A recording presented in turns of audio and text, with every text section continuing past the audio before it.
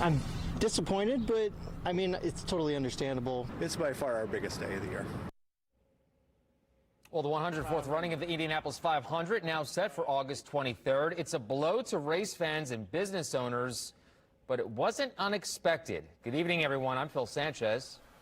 And I'm Brooke Martin. The month of May will seem very different this year in Indianapolis. No doubt about that. For the first time since 1945, there will be no Indianapolis 500 in May. Sports Director Anthony Calhoun joins us now with today's announcement, AC. All right, hey, thanks a lot. Good evening to you guys. You know, the news we all thought was going to happen was made official today. The Indianapolis 500 has been rescheduled for Sunday, August the 23rd, due to the coronavirus pandemic. Officials from IndyCar have announced. Now, race fans have come accustomed to seeing the greatest spectacle in racing during Memorial Day weekend, but that will not be the case this year. IMS official tells us tonight that canceling the 500, it wasn't an option. They wanted to make sure the race would happen in 2020. The key was finding two back-to-back weekends for the 500 to stay consistent with the race's tradition.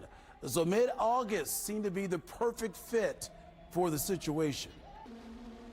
It was not just the priority of everybody here at 16th and Georgetown, but it was Roger Penske's priority. From the very beginning, he said, look, we're going to figure out a way to get the Indianapolis 500 in 2020, and his challenge to us was, I want to make sure that when fans come, they get as much of that on-track activity as they're used to in May. So that's why we have those 2 weekends in a row. We had to find those 2 weekends, had to move a couple IndyCar races, but you get a qualifying weekend, you get a Fast Friday, you get Carb Day on track, and you get the 500.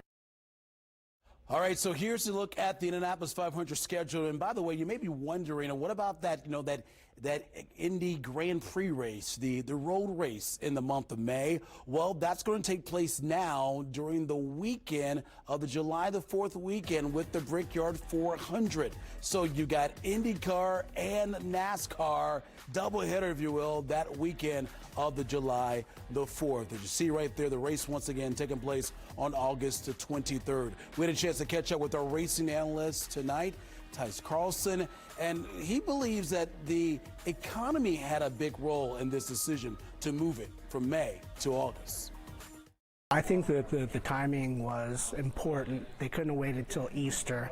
You know, with corporate America, with the decisions that have to be made, with bringing people in, I just think that it was the proper time. You know, time was weighing on their shoulders, and they did the right decision. You know, I haven't heard a bad thing about it. What it's going to do is it's going to give corporate America and the teams and the sponsors, everybody, time to get back on their feet. Yeah, you know, Tyson's right about that. So once again, the Indy 500 moving from May to August. One thing is for sure, though, Phil, it is going to be hot. We've got much more of this coverage coming up tonight at 11 o'clock. Also, we're going to hear from some of the drivers to get their perspective on this big news. Guys. All right, looking forward to it, AC. Thank you. Brooke.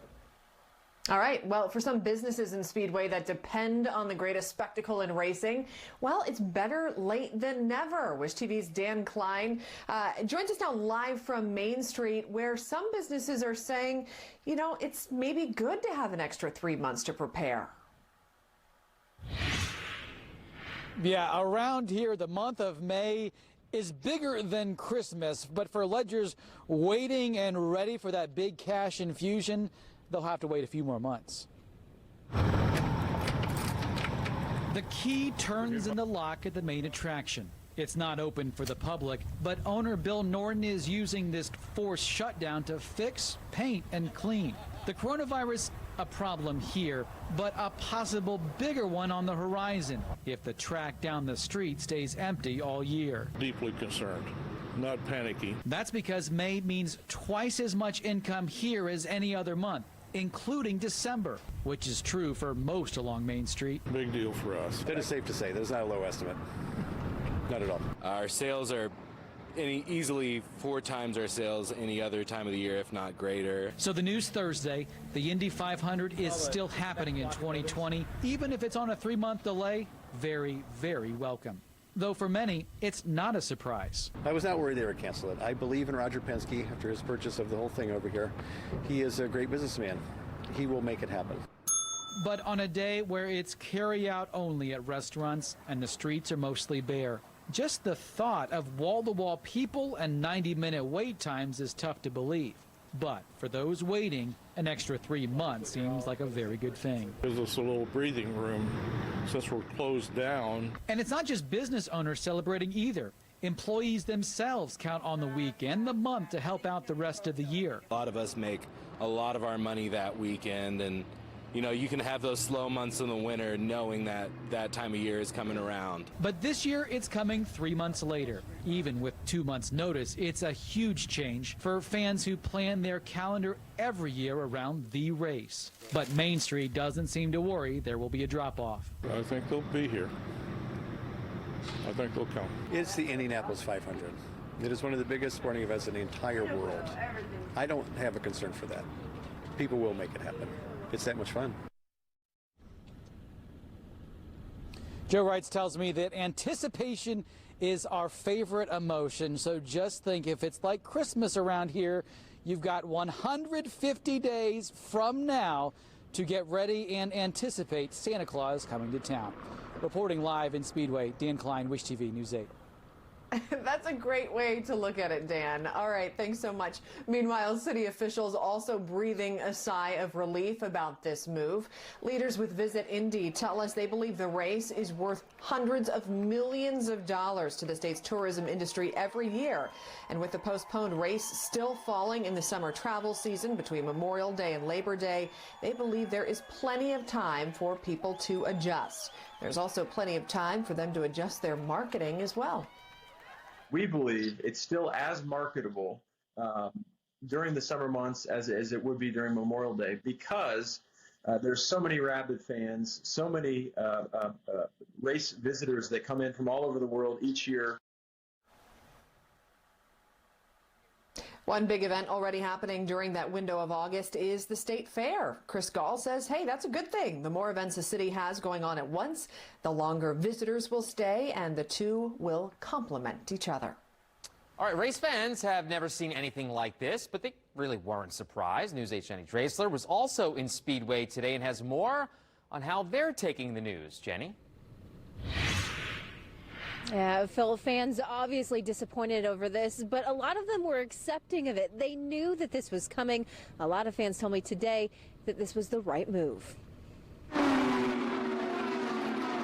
The news that the month of May was moved to the month of August came as a shock to no one. For me as a race fan, when I saw that the Monaco Grand Prix with Formula One got canceled, as soon as I saw that one, I was like, oh, 500's next. After seeing other major sporting events canceled or postponed, Indy 500 fans like Zach Hudson knew that it was an unfortunate possibility the race could be pushed back. Hudson lives off Speedway Drive, inviting strangers to park on his lawn for race day. It usually makes him a couple $100 a year, but now his annual tradition, that's as unwavering as the IMS flag that hangs from his house, will have to wait.